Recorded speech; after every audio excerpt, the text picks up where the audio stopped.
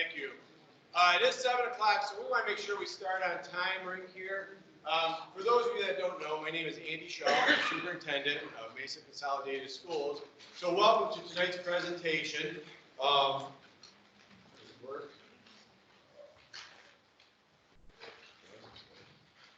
So in tonight's meeting, I want you to know that we are audio and video recording this meeting for the sole purpose so that tomorrow we can post it on our website, on our YouTube channel that we have, and our social media feeds.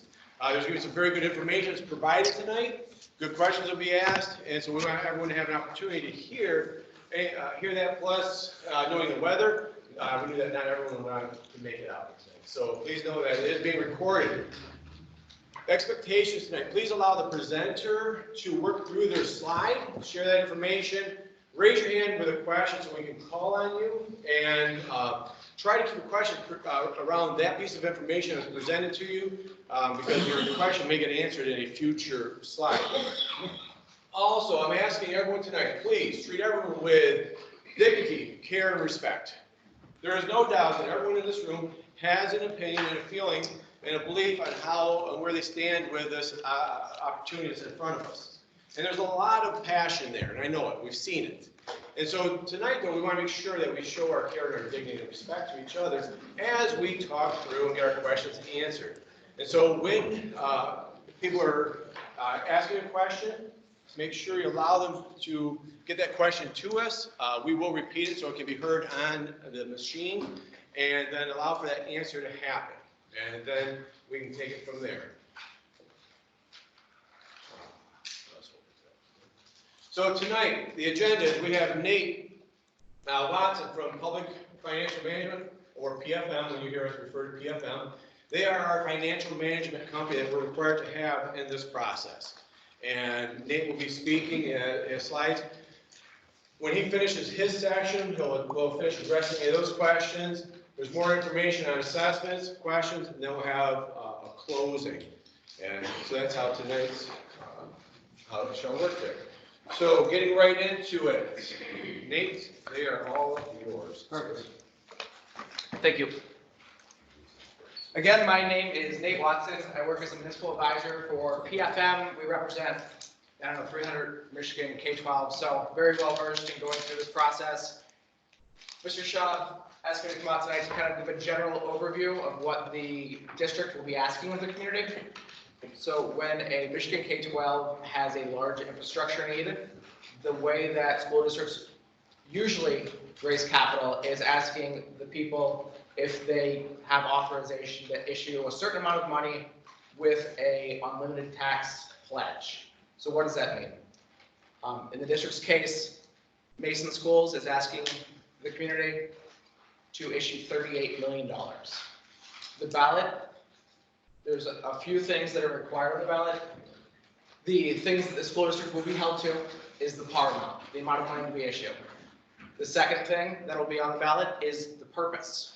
So in legalese, they'll spell out what purposes that the school district can use that $38 million on. And that really ends the question. Underneath the yes/no vote is the information only. And this is really where it gets into estimated millage numbers. Again, you're voting on whether or not Mason has the ability to issue $38 million of debt. The unlimited tax pledge is needed because it insulates the general fund from having to make payments, because there's a debt millage associated with that $38 million, and that debt millage will be the multiplier against the actual taxable value for the next 30 years. So the reason that it's estimated only on the millage, we don't know, one, what the debt service on the actual bonds will be, because we don't sell the debt until after the community says yes. And the other unknown, which is kind of more the harder guess, is what the taxable value looks like for 30 years. So again, the millage information is estimated only based on logical projections that are vetted by the state of Michigan. So in going through this process, we had to go to the state of Michigan. They vetted the financial numbers, they vetted the project, make sure everything was legal under Michigan bonded debt, and that our assumptions in calculating that millage were met under their standards. Their standards are a look back period of what has happened to the district's taxable value over the last 5 and 20 years in order to give a reasonable projection of what the taxable value might look like into the future. The other unknown is the interest rate cost. When we go to Treasury, we use current interest rates plus a buffer, typically about 1% over what we see in the current arena. Interest rates are at historical lows. We don't want to overpromise and underdeliver, so we do have a buffer because we don't know what interest rates will look like when the series of debt are sold. The $38 million doesn't mandate when the district issues debt. They can keep it in their pocket after it's authorized. So again, we just don't know what interest rates look like, so we try to err on the side of caution. However, we do have to have 2 different millage rates in the ballot. One, our first year millage to be levied in year 2020, and the simple annual average over the next 30 years or whatever the bond term length is specified in the ballot. In this case, it's 30 years. So those are the pieces of information that you'll need to see in the ballot. The other thing is the debt will be qualified for the Michigan State program, and there's 2 large benefits of the Michigan State program. One, the school district will share their credit rating because the state guarantees payment on time to the actual bond holder, which is very large because the state of Michigan is almost the highest rating. They're 1 notch off of Moody's and 2 notches off the top of S&P, which means cost of funds are very low. One of the reasons that they'll guarantee this debt is because the district does have the right to levy whatever millage is needed in order to pay debt service.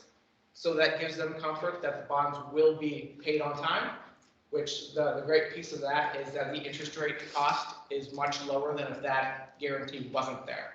Basically, you'd be in the position that charter schools are in that can't levy debt millage, so their interest rates are currently 6 or 7%. So the cost of funds is much lower with that guarantee.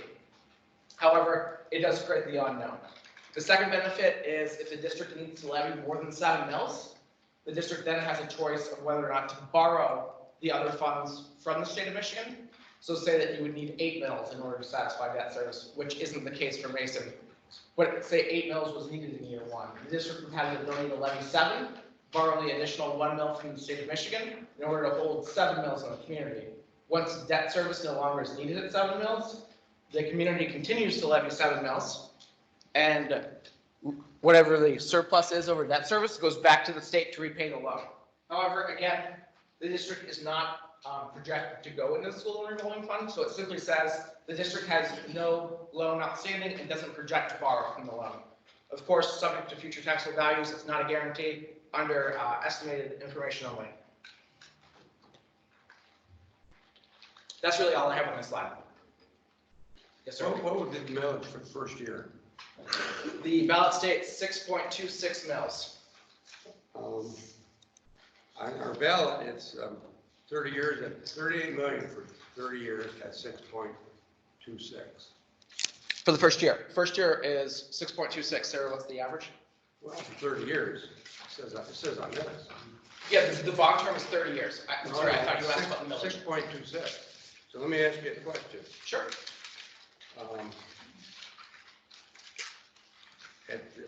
What was the dollar number you used for value on the property in this district?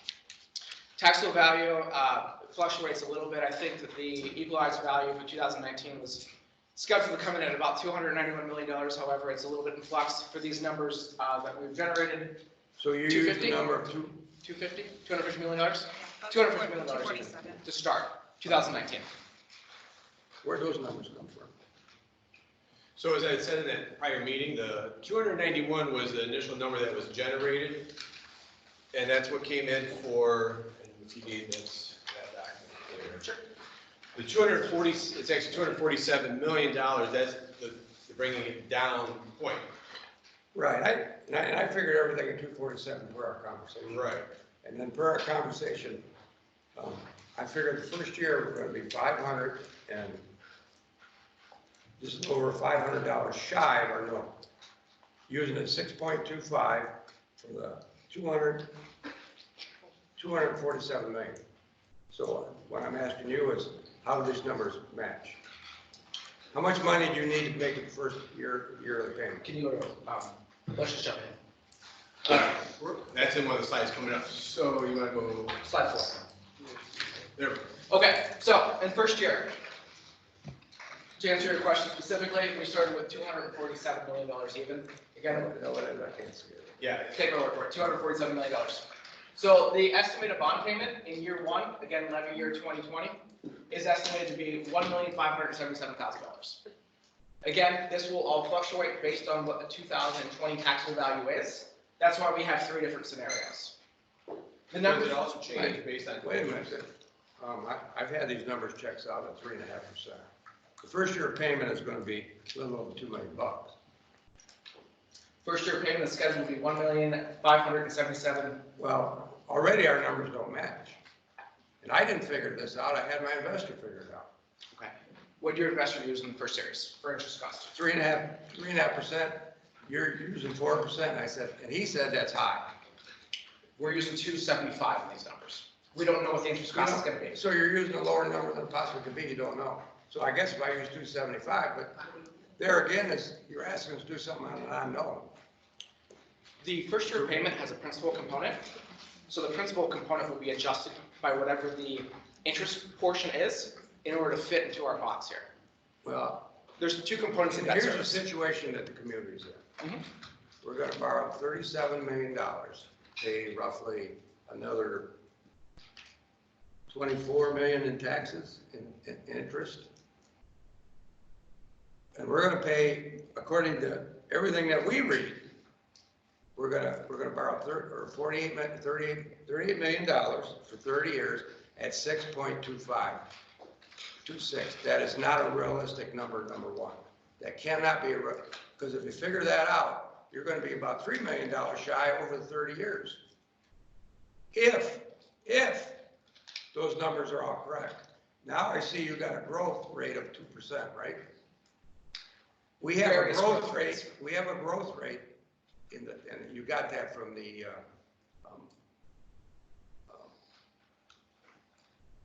State Equalization Department. for the whole county. Correct. The difference in the whole county and the township here, you're using that number to our community. Our community does not grow at 2% a year. It grows about 1 to 1 point a year.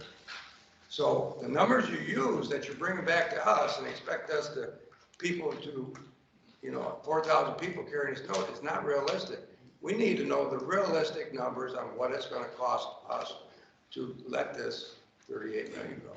And you're not giving us realistic numbers. We need to know that. I've been called a liar because I brought this out, but I'm not a liar. So can you address that, the whole thing, the points of what you've made here, what you guys, how you evaluated to come up with this? What we're showing you here is 3 different scenarios. And if we get down here to this N1, it shows 1 year 2% growth. Another year might be a 2% growth. Next year, and we know that there's businesses coming in, could be a 5%. Then you get a 1%. You can see how it will move your taxable values, the amount that you're going to have to pay will move. The other thing is, please describe to them why it grows every year, the amount of the bond payment. Why is not, for example, like in a home loan, your payment is the same the whole time. Why does this change from rather than being the same amount every single year? Sure. So the bond payment isn't the same throughout the course of the next 30 years because we do assume taxable value will increase. One, taxable value is strapped to the lesser of 5% or CPI that's calculated by the state of Michigan. In 2020, the CPI calculation was 1.9%.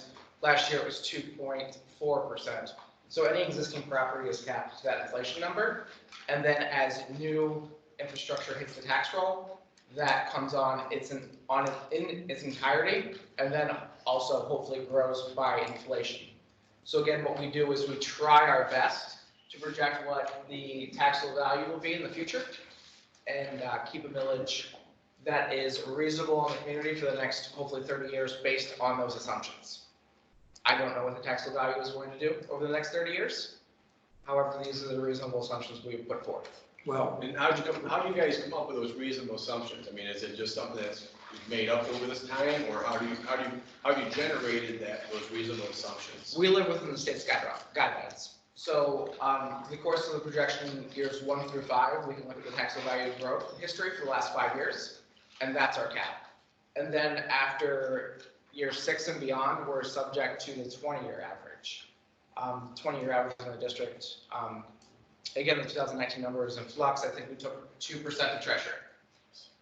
Again, that of course has the downswing that occurred in 2008 through 2012, and then the upswing with the landfill coming in on the tax roll in 2019.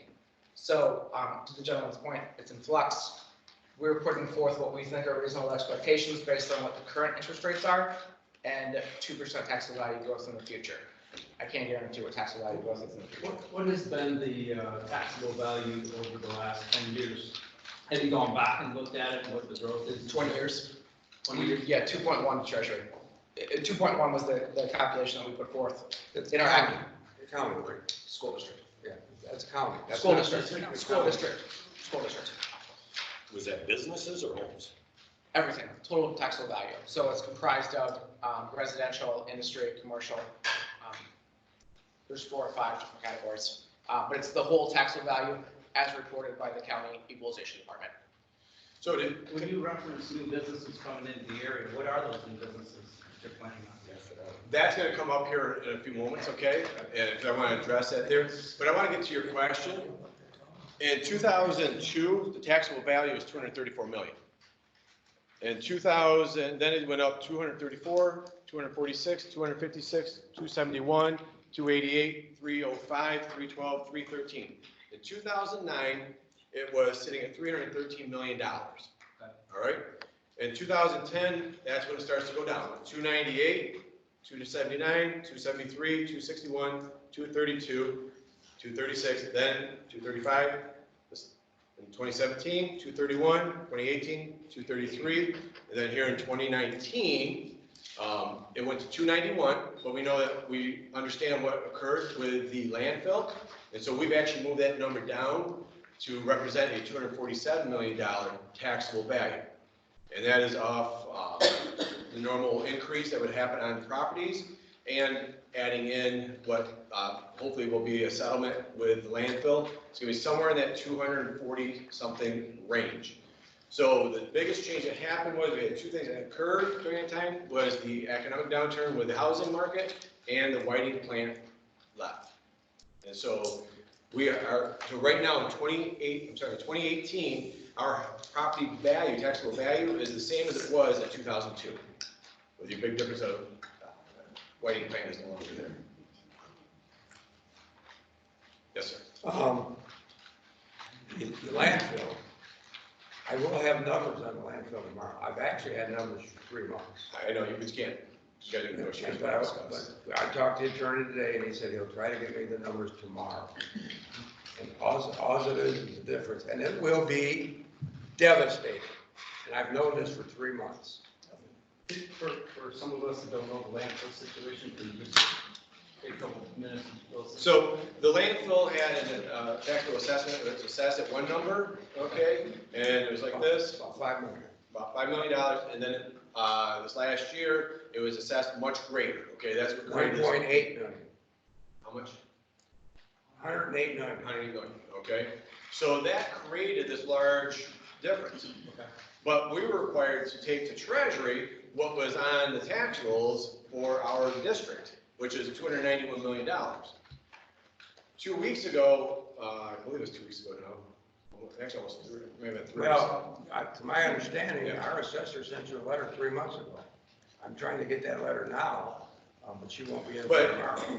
even if we had that information, we would have known what it would have meant to the degree. So now we understand, and this is what we said last week, and we're saying again here, is the devastation is we already know that it's going to be in the 240 range for the taxable value. So it's not 291, but it's also not 200, and in 2018, 233 was our number, with no differences made to the landfill. So we know it's going to be higher than that number, so we readjusted, and when we talk right here, when you see this tomorrow, and when you pull down the video, you're going to see $247 million right there in those three scenarios. And the reason we did that was to make sure, can we accomplish what we set out to accomplish? And that's when, talking with PFM about that, going, we need to bring that number down, because if we were basing on a number that wasn't the actual number, and again, that number of 291 million, what could that final number be that for the landfill? No matter what, it was going to go up from $233 million. So we know that we can accomplish what we set out to accomplish. One of the things that, and we've said it right along in the last 2 weeks, is this. If interest rates stay, and this is what we had asked out of, can I borrow this top paper, please? Yeah, please, sir.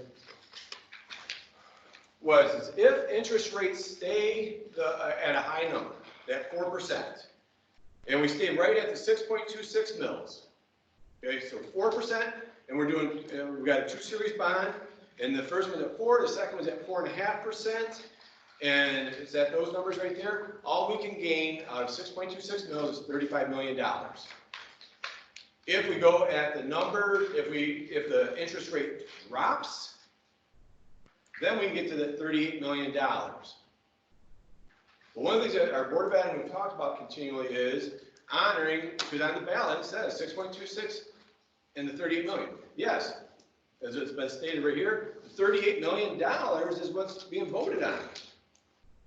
But we also know, too, that as a community, that we are working on the information we had, which is $291 million taxable value. So what we've already stated is we're going to have to make adjustments, and one of them is, and I've got Lance from SSOE here tonight, sorry. And he's already been talking about square footages, and what can we do to make it so it's less than that if it has to be. If it has to be there. We're voting on, I'm sorry. Yeah. You and I had a talk now. Yeah. Yep. We're voting on 38, but the number is really 35 already, with the best case scenario. You see what our problem is? But it's not the best case scenario because it's at 4%. If we sold a lot of it today, investment companies, it is. Today it's not, the next year. the first You bond, give me the number of 4%, that's what and he said that 4% is high. it is. But that's, the first bond would be And sold. you said September. 4% at every meeting we've ever been at. Yeah. That you figured everything at 4%. Because we had to figure out, I didn't figure it at 4%.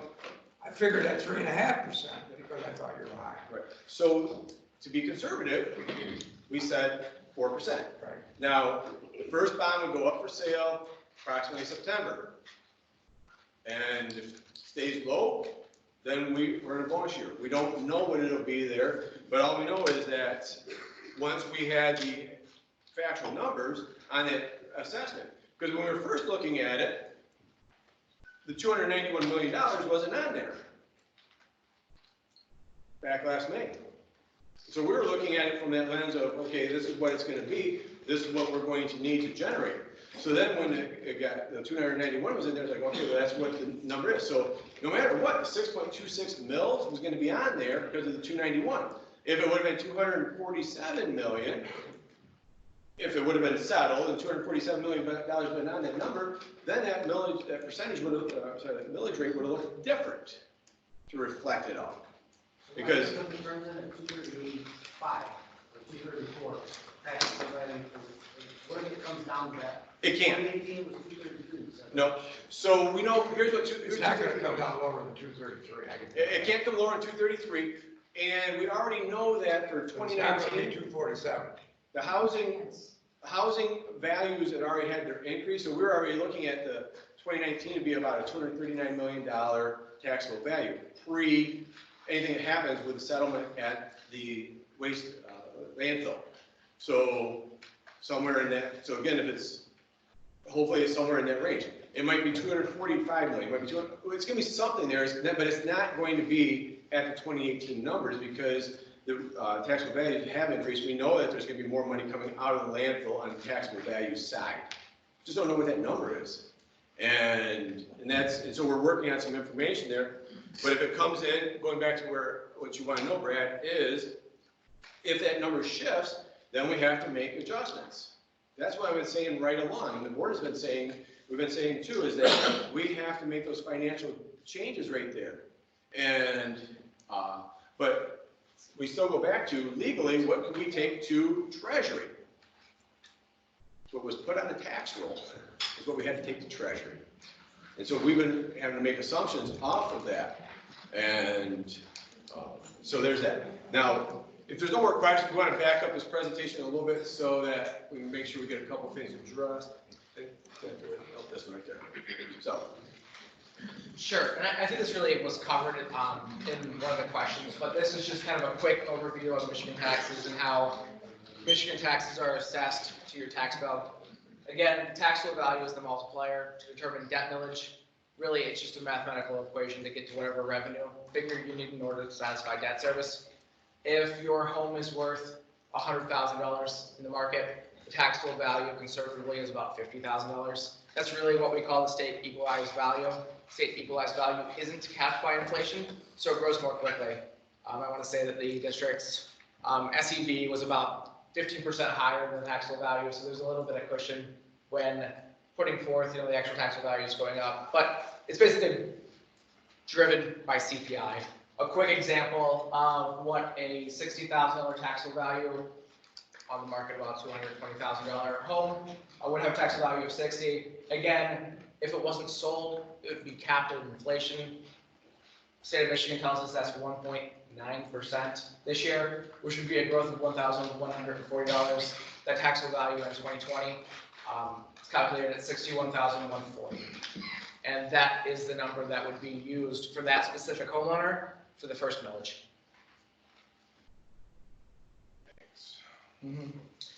And really kind of, this is just a primer on what, a mill looks like for an individual homeowner.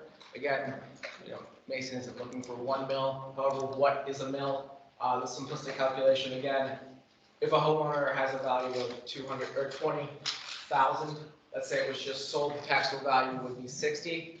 1 mill would be 60,000 divided by 1,000, multiplied again by that 1 mill. 1 mill is equating to a $60 tax bill that year.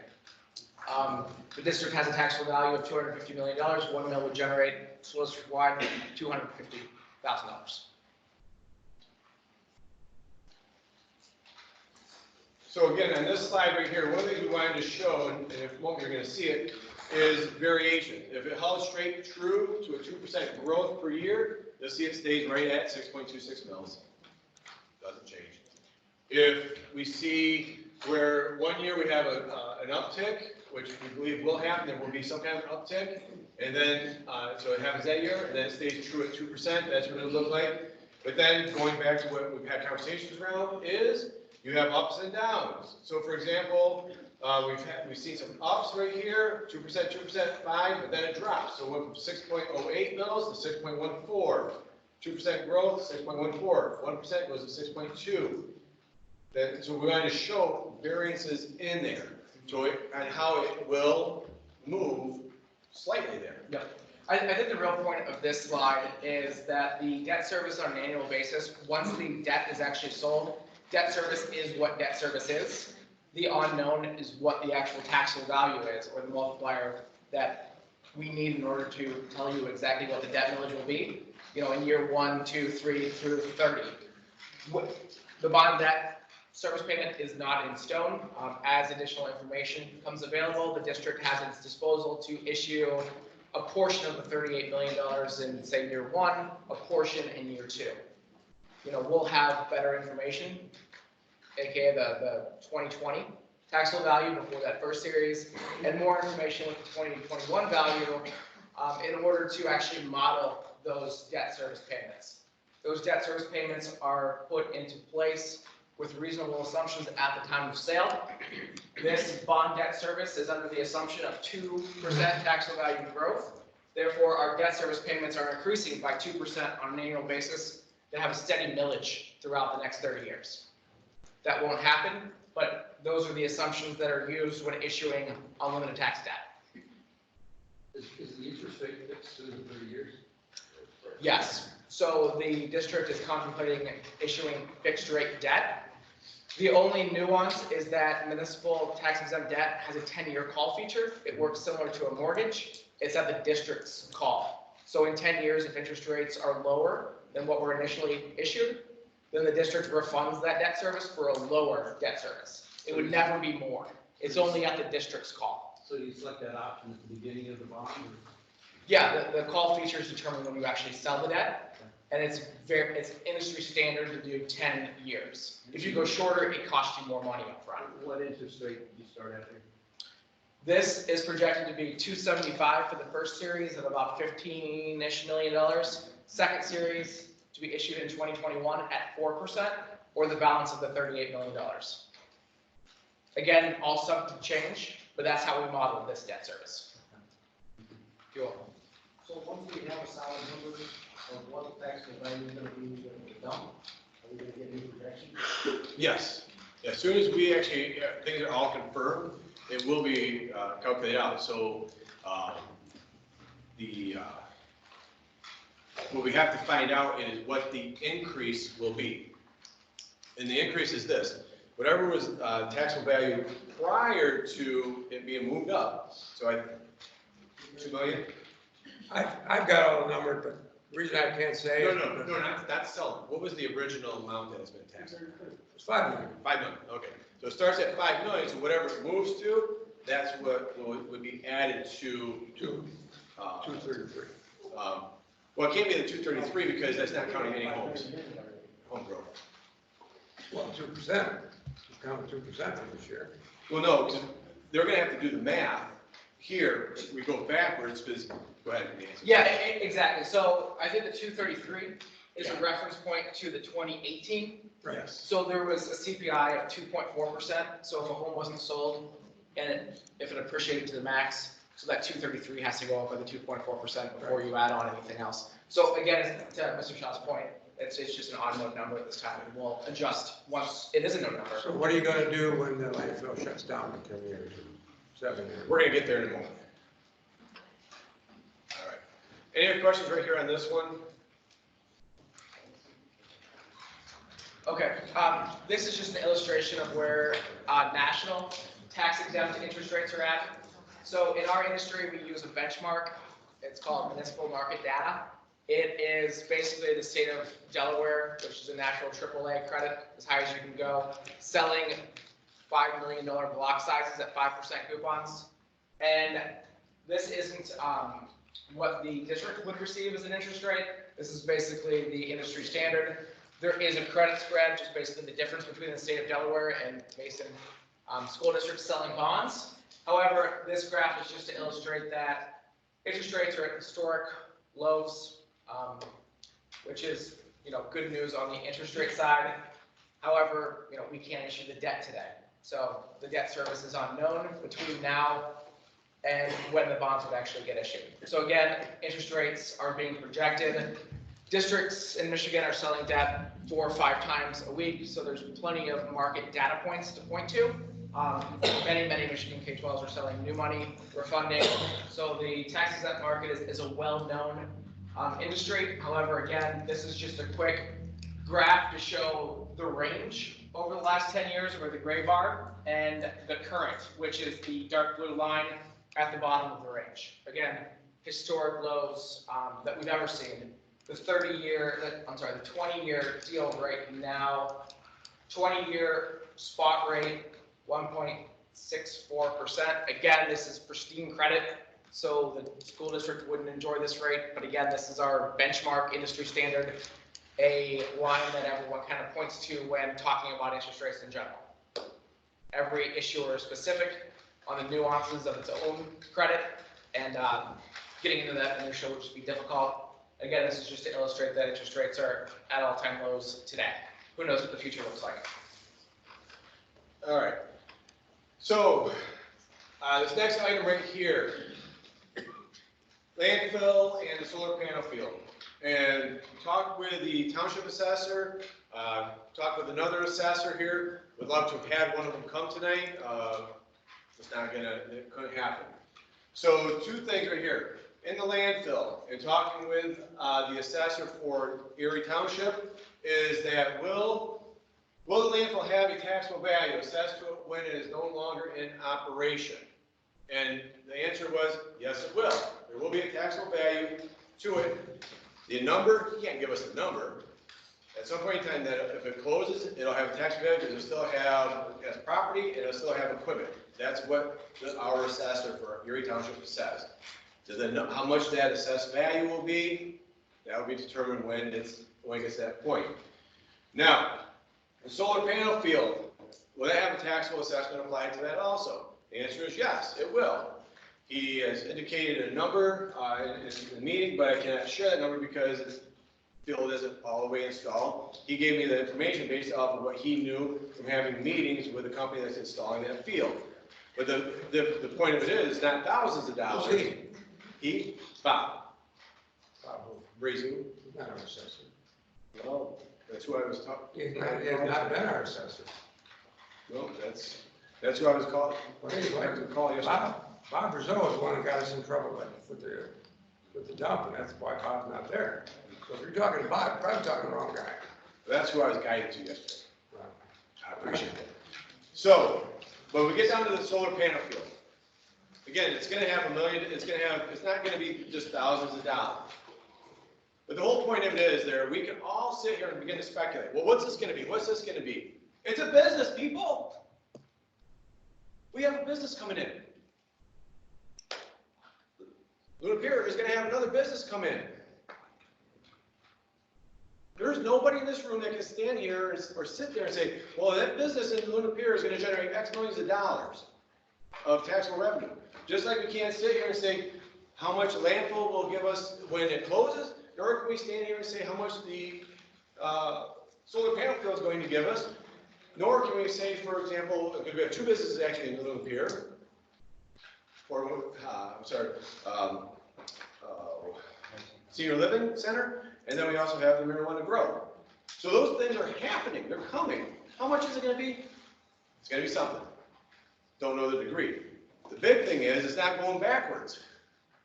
I think that's the whole point that we're trying to make here is we're not walking backwards here. We have 3 businesses coming into our area that will produce some taxable value.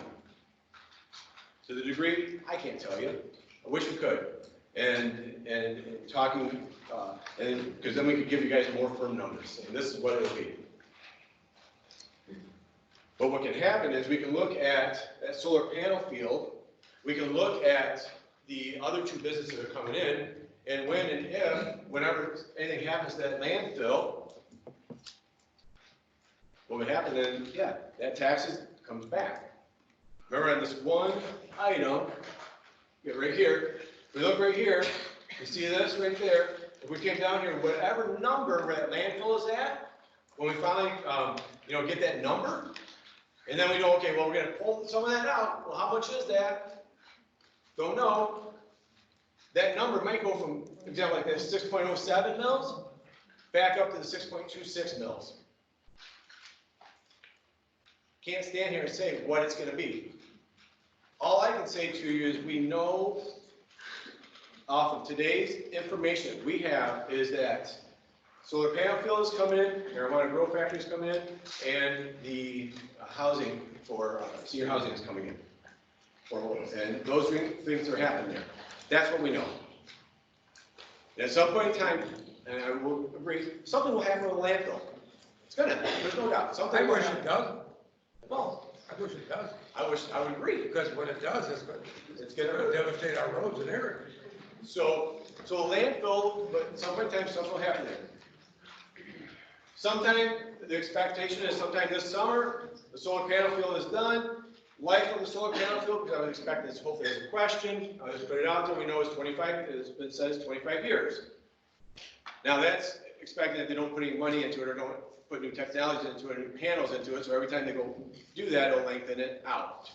They're not, and so they're business people, like, maybe they'll put it up there and then take it out in 25 years, but we know that life sits there. So those are the things that we do know there. And like I said, when it comes to the job we've asked out of PFM, is to use the information that they've used throughout the state of Michigan, with all the other school districts they work with and other municipalities, to help determine what it will look like, what the feasibility is, and how it is all laid out. So that's what's happening there. I wish, like I said, if someone else could have come and talk about that tonight, I would have loved for him to have done that for us. But I couldn't get somebody here to speak to that matter. At our last meeting, this question was brought up. Student population. It is very difficult to go back a long way for student population. I can go back to 2002, and I can get that for you, because the state of Michigan, on my school data site, they've had it there since 2002. Easy for us to get to. But that wasn't the question I was really asking. What did it look like back in 1962? All right? So in 1962, that 1963 year, we had 358 high school students. 10 years later, 576. Now, I'll disclose how I got that answer. Walked in the back room there, I pulled out the yearbook, and I counted all the pictures. And I also counted the people that said not pictured. So to make sure that we captured all the kids, okay? So if I'm going off yearbooks, okay? Until I got down to here, that came straight off the state website. That one came off of students at our school at this very moment in time today. So we go right on down through there and we start looking at those numbers, and we'll see that you got the ebbs and the flows and at the high school. And we've always said right along, we've had declining enrollment. We're not arguing that one. We know that our elementary is sitting at that 60, 65, 70 number. Middle school has a few more kids in it, has one grade level over there with over 100 students in it. And that's what we saw in some of these grade levels right here with some really big classes. So you have movement here. The question becomes is, when the people that put up this high school and worked on this building in the late 50s, did they think going, wow, we only have 358 kids, what should we be doing here? Did they foresee, moving in 10 years to 576 students? I don't know. But we saw growth.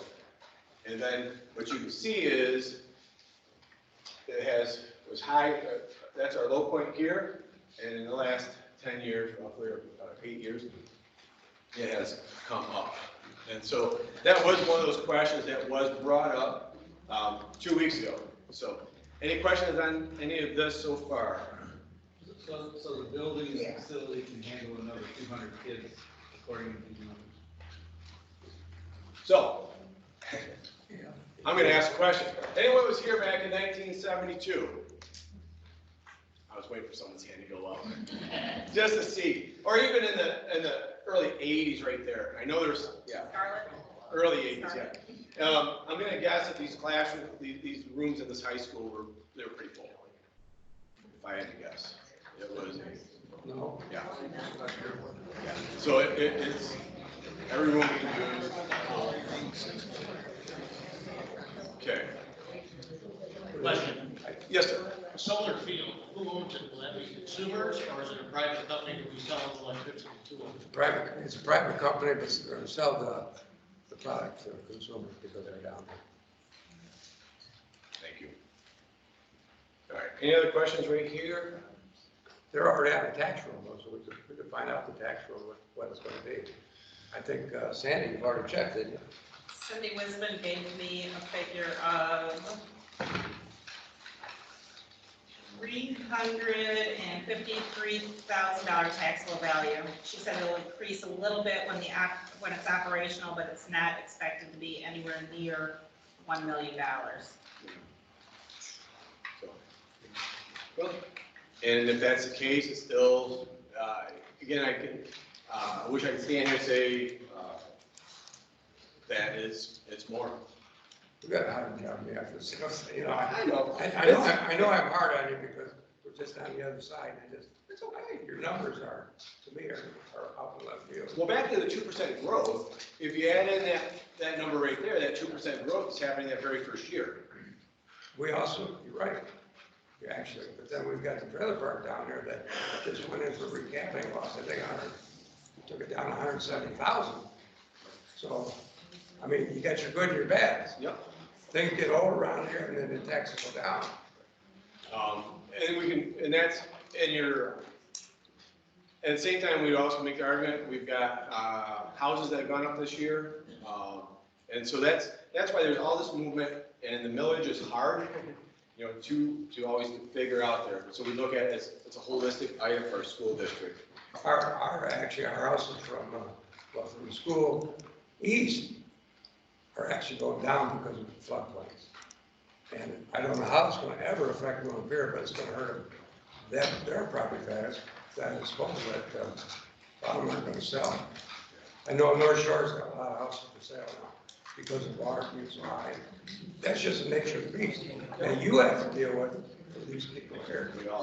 And so that's what we're gonna get to right there. I mean, at the end of the day, as yes, the taxpayers and as a school, we're trying to put forth what we believe to be the best plan. Because the facilities have to be addressed. And so what we're trying to put forth is a plan that accomplishes that realm in a fiscal management sense. And how do you impact classrooms? Because there's options out there that would have been from 15 to 20, 25, $30 million. That would have gotten some work done, not all the work done, that would have never touched, that would have not impacted the classroom a bit.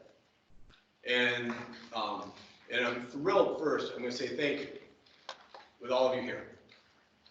Because that is a big difference from what we've seen in other meetings. But at the end of the day, you're taxpayers. And you want to see your money going to something that's going to be useful. And what we're saying to you at the same time is, we also want to see it be useful. And just going in for heat and electric, brick and that stuff, it doesn't change a single thing. We talked about that in a renovation of our facilities. It doesn't change anything for the next 50 to 60 years. And that's why we're presenting this plan. Now, at the end of the day, in 4 weeks, it'll get decided of which way it'll be. And that's our democracy right there. And as far as information goes, yes, ma'am. Could you give us a breakdown of what this money is going to be allocated to? Yes. Yep. I mean, you want a new building, you need electrical, you need plumbing, you need this, you need that. Break it down. I'd like to know what everything is that things need to be done. What do you mean by things need to be $38 done? million is a lot of money. All that stuff should have been on the ballot. You're not gonna list every single item on the ballot for the project. But You know. nice. So let's dive into that for you. I want an explanation on why we need to add more buildings. Oh, okay. The whole thing in a nutshell, okay, the first part, okay, fine, but what are you getting us? What are you gonna have when it's all said and done? We're gonna go from a 200,000 square foot facility, which is these two buildings there, and the current high school, down to 160,000 square feet. So we're gonna cut our square footage, which at the end of the day, reduces costs. So that's the first thing that's gonna happen. You have 3 academic wings, and What's the projected students that square footage is gonna hold? it's designed to handle 3 sections per grade level. Basically the same model we're currently in right now. So it's designed to handle any kind of growth we might have, and it's also, and so the state of Michigan requires us to not build too big, but at the same time not building too small. So we're deciding their percentages. So what you see right here is, this is the current cafeteria, all right? So that area stays put and becomes a commons. You have the elementary wing. This is a K4, pre-K through 4th grade set of classrooms here. But the initial proposal is a middle school, high school, 2-story. Your 5th through 6th grade, 5th through 8th grade is on the main floor. Your high school is up above. These are pure academic wings. Coming in through a main secure vestibule, parking lot is over on this end, and so basically the parking lot's here rather than the other end. Why is that? Everything that happens in this school district happens on this end of the building. Happens all out here.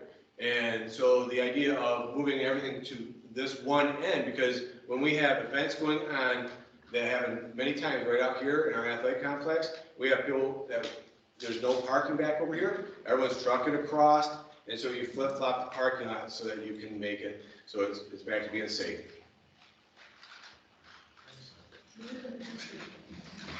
Next, here you have the gymnasium. So the gymnasium is there because you will eliminate the elementary gymnasium and the middle school gymnasium. So you have a new gymnasium here. Gymnasiums are a lot like a pole barn. Sometimes you build a pole barn, build it too small. Gymnasiums are very much similar.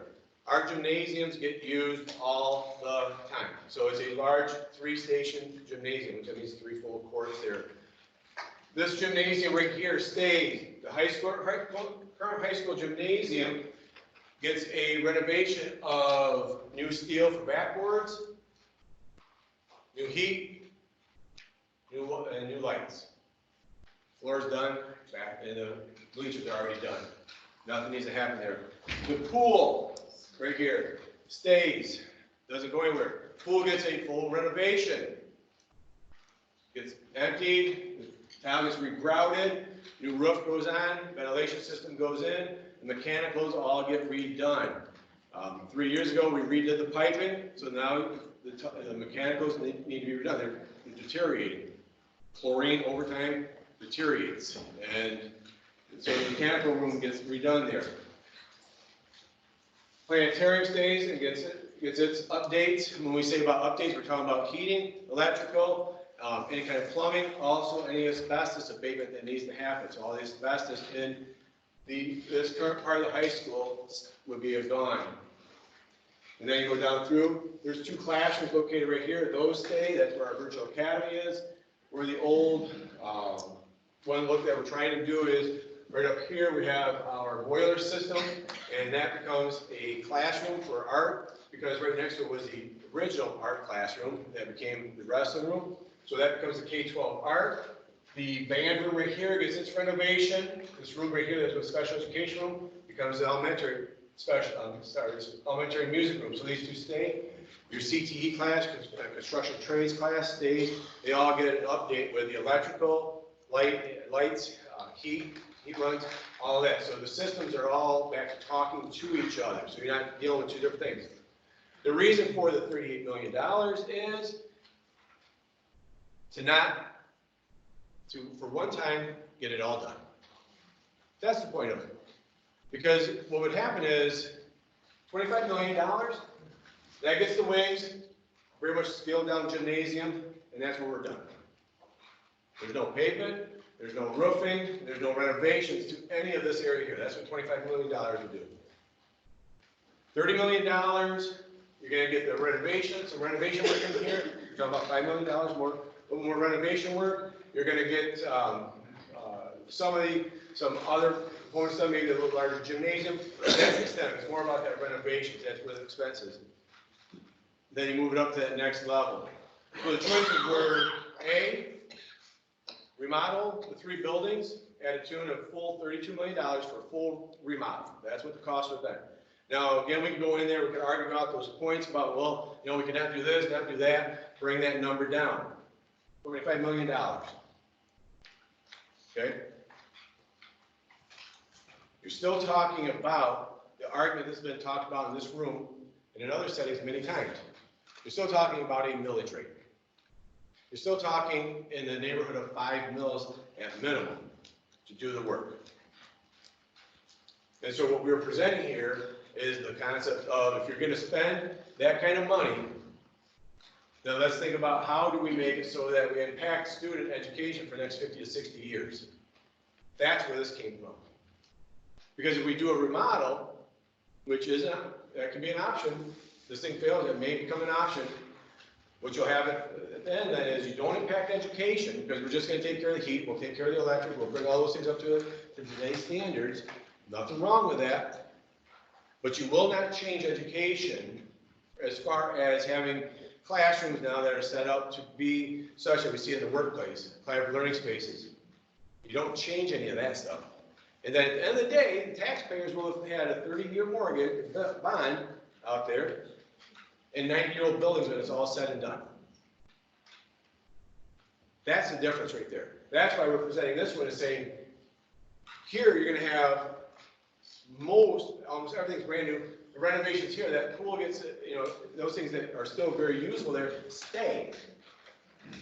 You now have a new facility that is not 90 years old. You're looking at, when it's all said and done, a 30-year-old building when it's all paid off. Yes, sir. Does this include anything to the outdoor sports facilities? The outdoor sports facilities. Thank you for bringing it up. Oh, there you are. Thank you for bringing it up. When we say the word done, what that means is the asphalt on our school grounds has been attended to. It means that the drainage issues that we have in our school grounds have been attended to. It means, yes, that the athletic complex, the bleachers at the football and track area, those are attended to.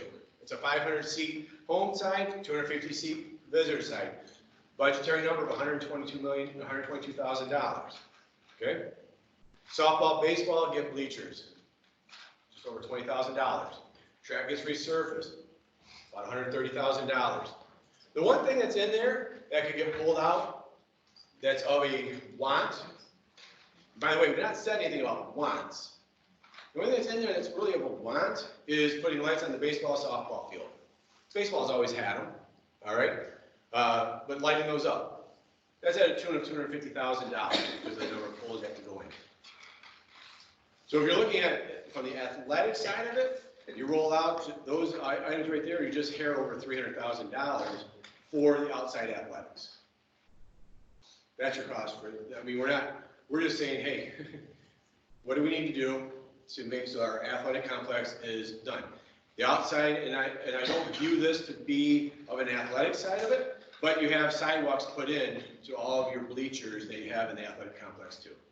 But that's not an athletic issue, that's more back to the safety for others to walk around, okay? But when we say that everything's done, that includes also the wastewater treatment plant. The wastewater treatment plant, I've said this in other meetings, there's two options that we have, or three options we have. One is a renovation. Atwell is the company that did our evaluation work on it. We can take and remodel that and redo it, and a tune of about $700,000. Put in a brand new one at a tune of $1.5 million. Those are the two numbers. One of the things that we've offered to the township is if they want to see sewer lines brought in, we would work alongside them to get grants or other means to bring it in there. That the district would allocate that amount of money that's been budgeted for the wastewater treatment plant. If the project gets to nearing completion and it's not done, where there's any grants or anything like that, we put a wastewater treatment plant in. We do whatever the decision was with it. So that's the scope of that work. When it comes to the remodeling side of it, again, when we talk about it, just the heat and electric, going in there, and what we're talking about is a piping change out. It's not just we're going to put new boilers in, it's a piping change out. Pipes are 55 plus years old, okay? And your horizontal pipes, those are the ones that lay flat, have had hot water or hot steam running through them for that many years. They deteriorate, everybody. They deteriorate. So that's a piping change out. At this high school, it's a steam system. It's not a hot water system. And at this high school, we have a lot of tunnels, just like at the middle school. And could we go down there and change all that up? Oh, sure.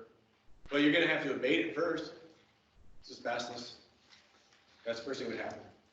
So then the conversation, this goes back to the sinking fund conversation is, well, why didn't you do more with the sinking fund? We gave those, that money, and we have wait for this last set of taxes to come in, but as of this very moment, $1.3 million been in reserve.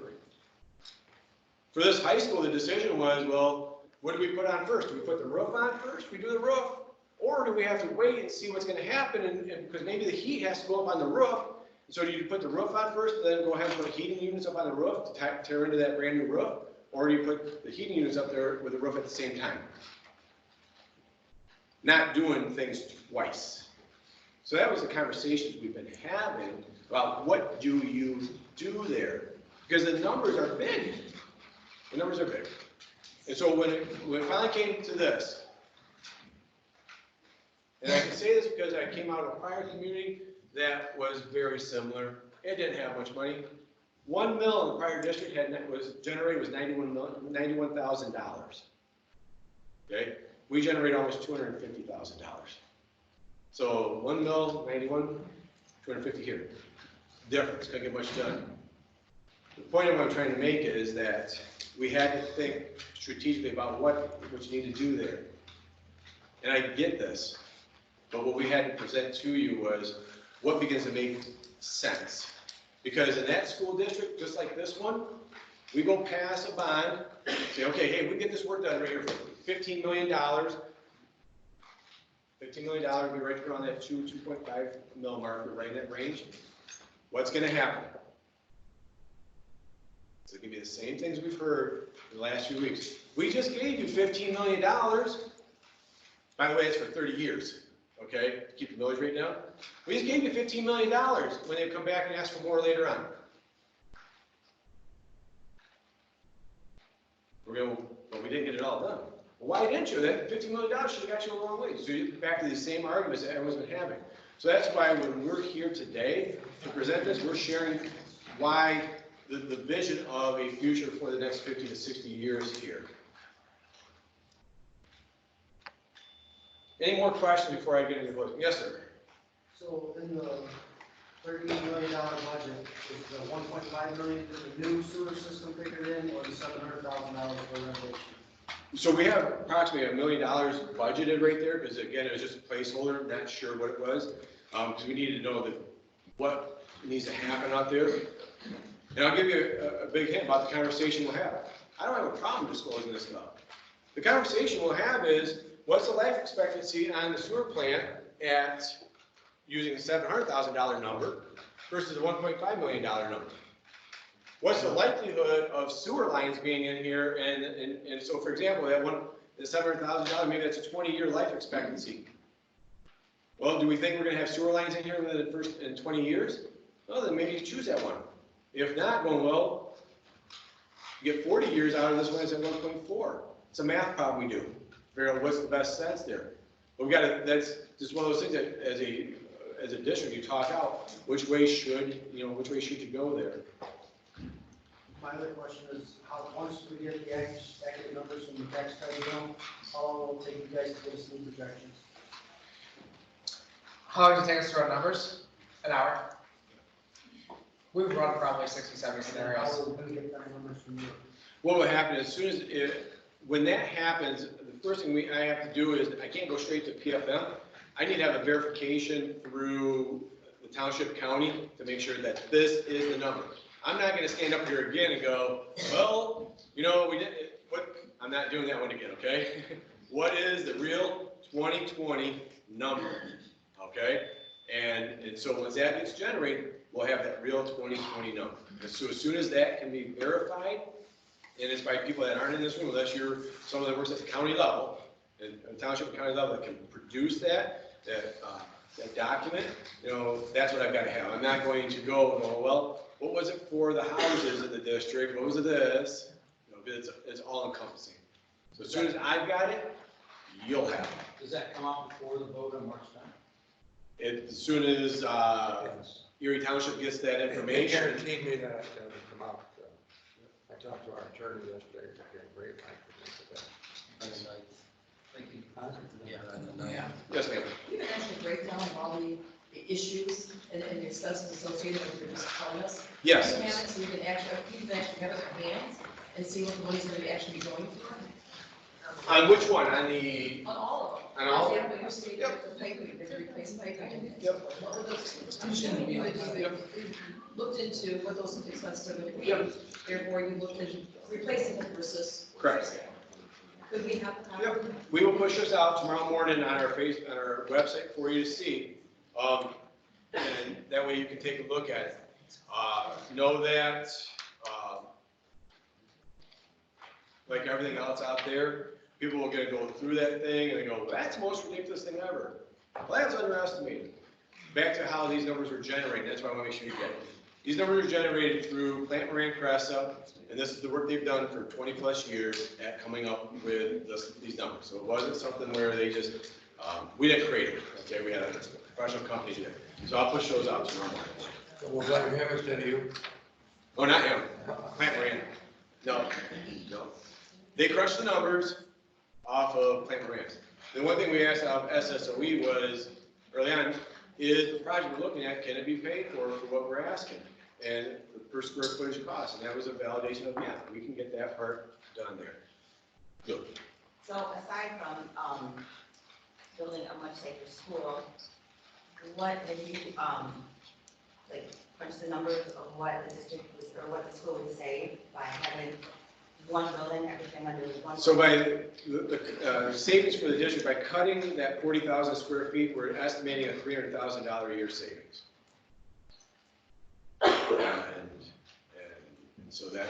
And that would be money to put in the operating budget fund, or? So the savings right there, two things would be recommended to the board to do with it. One is and this is after this many years as a superintendent, this district, I'm really impressed with them doing this. They've got what they call a special projects fund. When they sold properties, they put monies into this fund. And the beauty behind them doing that was it is a protected fund. And for all my employees in the group, you know, it's one of those areas that it's restricted, which means it can't go to salaries and benefits. And so it's a restricted fund. And so what would happen is the board, the recommendation would be is to take, they can generate a percentage that says 33% of whatever we've saved off of that, or just allocate, for example, $100,000 that goes into that fund each year based off of that savings that we've already projected there.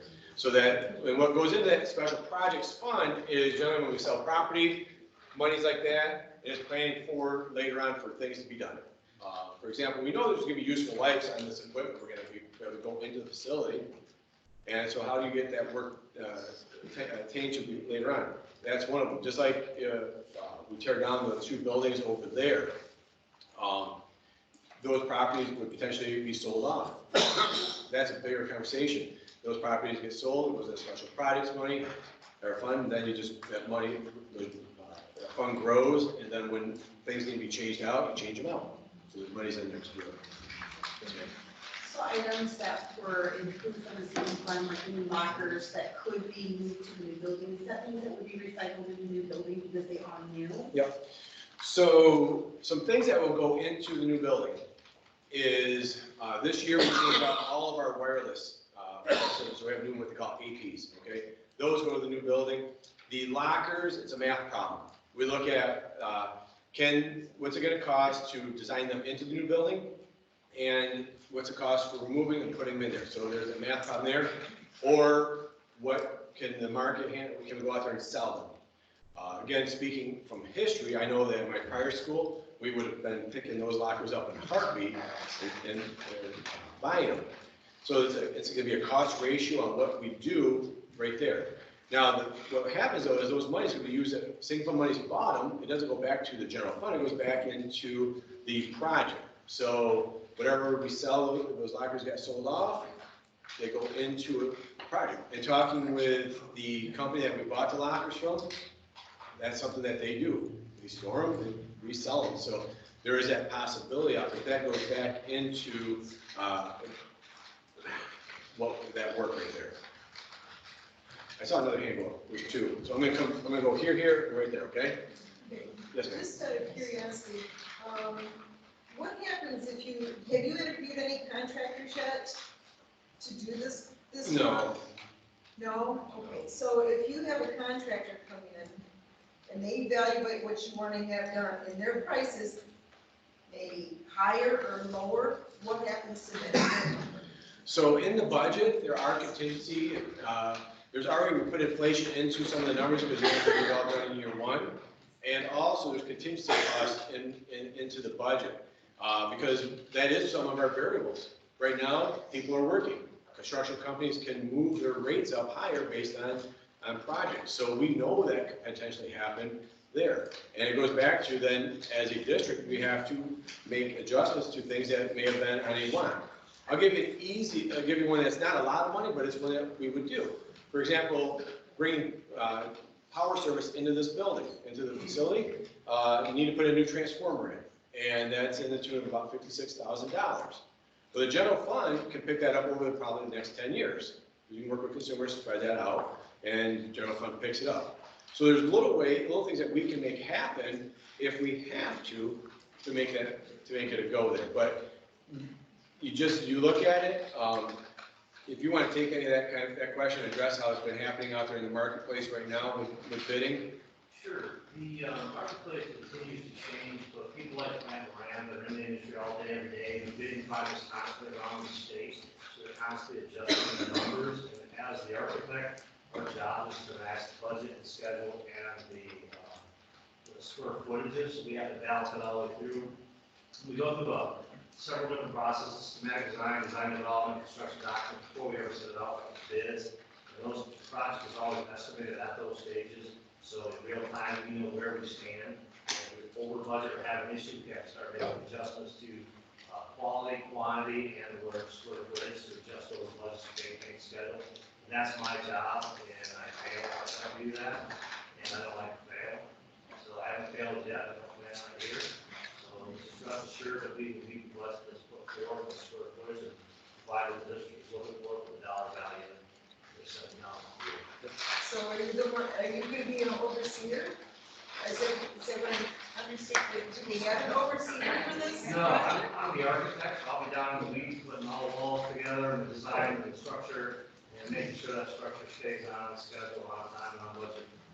What is this? So at this point in time, no, we haven't, we have not hired or went out to look at a construction manager. We haven't done, all we've done is we brought on Plant Moran, to help us with the project as far up to the bidding of it, and not bidding, but the scope of the work, to help us bring on an architect firm, and that's where we're at in that phase there. There's no more work to be done until the project would be voted, would be passed there. Just like we brought on SSOE early right here, so that we could begin to work on that picture I had at the beginning. They drew that for us, okay, and to get concepts going, and the idea of having them in early so that we can move everything along. Because that's, again, and then I know we've got Sandy has a question, and we're gonna work around there, is the March 10th election. And I've stated it multiple times, and I'm gonna state it again today. The reason for the March 10th election is the primary. It gave us 2 more months in the planning and the construction phase. Otherwise, this would have been on the May ballot. Okay, that's all it did. The goal of it is to not have to go into the heating season of the 22-23 school year. That's the reason.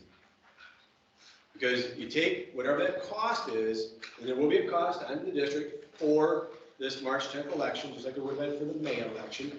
That cost, take and multiply it by 5, 6, 8 times for the work that would have gone, it goes into our system for that next, for one more heating season. That's the why. And so, there. Sandy, you have a question? I have 2 questions. Part of the 38 million was that this taking down those 2 buildings and hauling it away, that was part of that's figured in there? Yes. Okay. Then my other question is will the district calculate the debt millage every year and only charge the minimum? So every year in August, we set the millage rates. And that is a document that comes in, it'll come in from PFM, and conversation around, okay, this is what it's going to be there, and whatever it takes to pay the bill is it. Now, we know that too, you have to carry a little bit of a fund balance in your debt fund in your school, because we have 2 bills that would go out, it's paid twice a year. And you also have times where people go through and they have their taxes, they have their taxes lowered, so we have to be prepared for that. So you still carry a little bit there, fund balance, so you can adjust for that. But the district's commitment would be is by law, go ahead, please state this. Exactly, so by law, as Mr. Shaw mentioned, there's a few nuances when actually going through the cash flow. So you start with that year's actual taxable value, and you look at the semi-annual interest payments. And of course, not everyone pays their tax bill on time. So the district's a winter levy. So then tax bills go out in December, money starts rolling in early in the year. So what we have to do is match up that May payment to make sure that there hopefully is sufficient money in order to achieve the May hurdle. and then the November payment. So between the May and November, then you have, you know, taxes, don't really trickle in, but you get the county reimbursement for any sort of delinquency rates. And that combined with any sort of surplus after the May 1 payment will make your November payment, and then that ends the cycle. The IRS says for tax exempt debt that their carrying charge is about 1/12 of next year's payment. And as Mr. Shaw alluded to, that's really kind of the nuances of not knowing exactly when tax collections will come in. And then that not guarantees, but in all likelihood, the sufficiency to make debt service payments during the cycle of the actual levy year, if that makes sense. What is the total interest we'll pay over 38 years on $38 million? That will depend on whatever the interest rates are actually, What year, 2.7 or whatever you're saying right now? based on those numbers, what do we have here? I think if I read that right, I don't want to. Sure. So the detailed numbers, again, we were on many scenarios, 60 scenarios. And the three options that were ran once the taxable value was known that it needed to be reduced, we assumed in this number run, $15 million to be issued on 8/1/2020 with an interest rate of 4%. The balance, or $23 million, to be issued in November 1, 2021, 4.5%. The interest cost here is $33 million. Right now, if the district could get into the market, depending on the coupon structure, is probably around 3%, which would then eliminate about $10 million worth of interest. So a lot of our numbers are conservative. We don't run actual numbers until the bonds are actually issued. And not to get into bond math, but because there is a call feature, depending on what your coupon is or the multiplier that the actual investor will receive based on what the market interest rates are. The interest rates fluctuate by a basis point. Coupon is generated usually in eighths. So in order to provide a market rate against what they're actually going to be paid, the bond math changes and the yield cost to the district is different depending on what the actual call optionality is in 10 years. Long story short, there was a competitive deal with a very minimal coupon in the end, 30 years, sub 2%.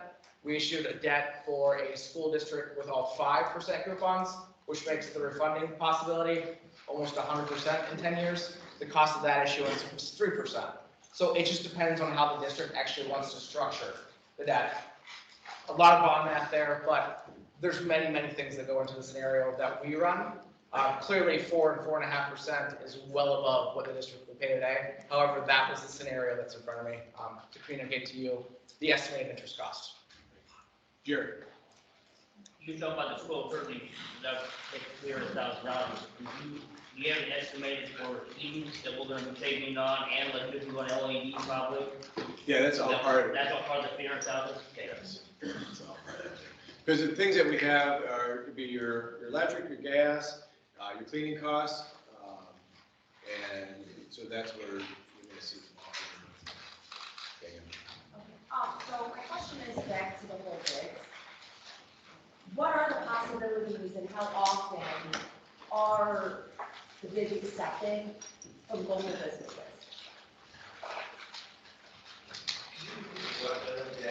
How many local businesses? How many local, I mean, will you seek out local bids within the community from people? Well, I think that'd be more of a plan ranch role in this, but typically that's what you try to do, is you try to have business meetings and you get all the local participants in business, constantly have the information, tell people what the plan is, what the schedule is, what you're starting with, so what people do, try to get them involved in the process. Sometimes people look for a parent company, another company that can use their resources, bring them into that company, and get those contracts that way. So the intent is always to try to get as many people involved in communities, kind of start the project. You know, obviously you have to do it all legally, it has to be overlooked, transparent and everything. So yeah, that would be the intent, and any local contractor that chooses to do some of the work, I'm sure we get interested in having them provide numbers to the system. So kind of your question goes back to what your question was earlier. Is when we sit down with Plant Moran, is which makes the most sense? Do you go with a general contractor, bid everything out, or do you go with a company that is basically a turnkey company? That becomes the question. Now, even in the turnkey group, do they take and still then hire out, subcontract out, for example, your heating work? And we know that we have a company in our local area, that's what they've done. They've done major businesses around here.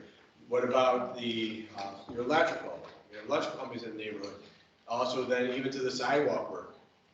And so that, all that stuff has the potential to still come back locally. Again, that's all based on, again, it goes back to the numbers. Which one makes the fiscal sense? And that'd be the same whether it's a new construction, remodel, I mean, when it comes to that kind of work. What if you do nothing? What if it doesn't pass in March and another sinking fund wouldn't pass? What if you did nothing? Just curious. So if we didn't do anything, what will happen is we will keep our doors open, okay? And we'll spend our monies. That $1.5 million that's sitting in the sinking fund right now, it would go to the projects that were really designated on that list back in 2013, okay? And so we would try and use that money as frugally as we possibly could in the most, in what area was it needed the greatest. Then we'll go to the next fund that we have available would be our special projects fund, which has just over $300,000 in it. That would get drained out to finish any kind of projects. Then we're into a spot where now you're into your general fund dollars, okay? And what you do is you just say, okay, the district would have to, if the community doesn't want a bond or sinking fund, okay, if that was a very clear statement, then you're into that using your general fund dollars. And at some point in time, the Board of Ed will decide, do we spend down fund balance?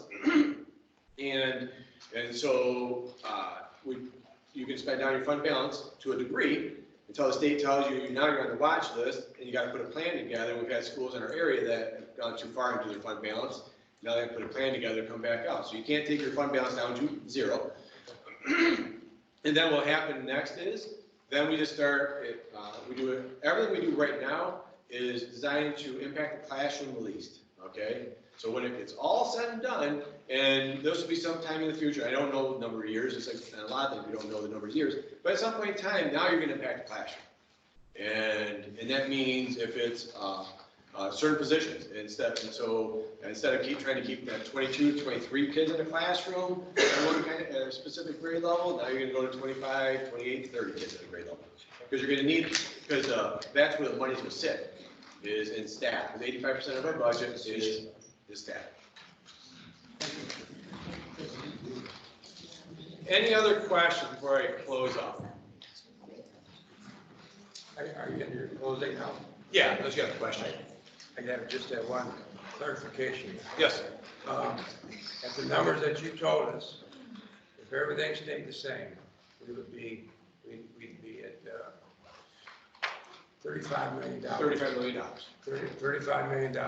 If everything stayed the same, that's what we talked about. Yes. All right. It'd be $35 million. And Gary, one of the other things is I appreciate you asking that question again, because I want to make sure I bring it to clarity. The $1.5 million of sinking fund money, okay, that gets used into the project that's allowed, okay? Sinking fund monies you can't use as though you're the borrowed money, the bonded monies. There's very specific things you're allowed to use it on in a school by the state of Michigan. So those monies would be used first. We've been saving, and we're working on having $400 to $500,000 of tech fund. So that would bring us to $2 million right there. So in the scenario that we're presenting right there at 6.26 mils, at that 4%, 4.5%, generates $35 million. So we would have $37 million to work with. So that's why my question was, you throw $38 million for 30 years, and you borrow that money, you're going to be $500,000 short. And I was called a liar, and my numbers are actually right, because if you go for a mill, if you go for that money under one shot, then my numbers are right. It would have went up to 8% for the first year. You had to cover that. It all be dependent upon that original, what that number is for the taxable value. Well, right, Yeah, but you're still going to use the same math formula to get there. Yeah. The math formula is not going to change. The dollar is gonna change when we get it to you. That's no one's fault. That's actually Assessor's fault. That was the number I used for the 8 mils the first year, because we're not borrowing 38 mils, we're borrowing 15, right? Yes. In year one? Correct. That's the scheduled amount to be issued. 15, but this says 38 million. 38. And the reason we did, and I want to bring that to clarity because we knew So that. one of us was lying.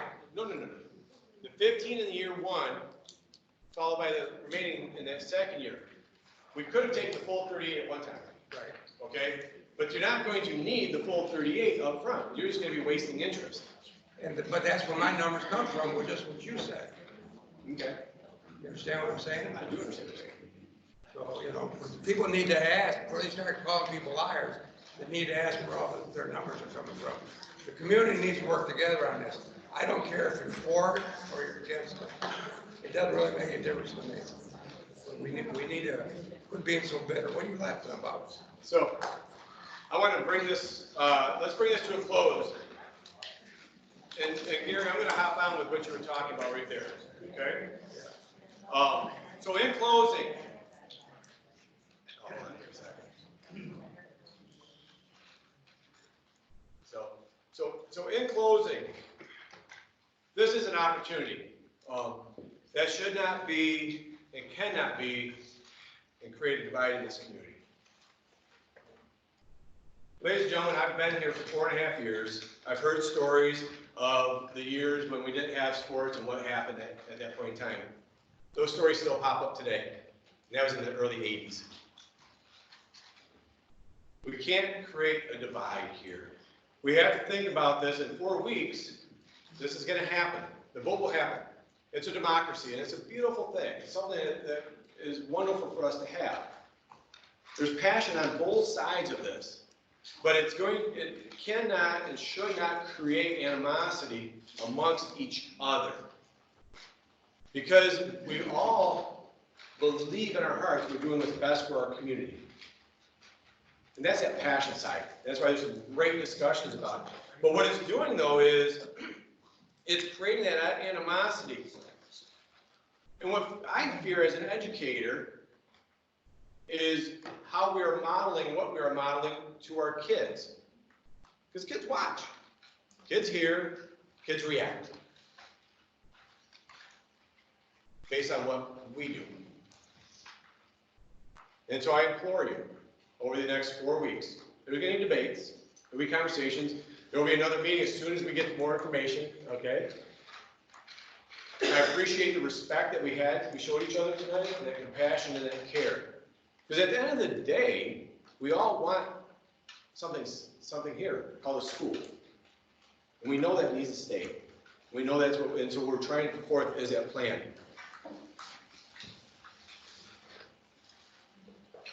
So as counting up all those pictures, okay? So I open up this one right here, and I'm just going to read this to you because it kind of draws forth the spinal point. It says dedication and thought.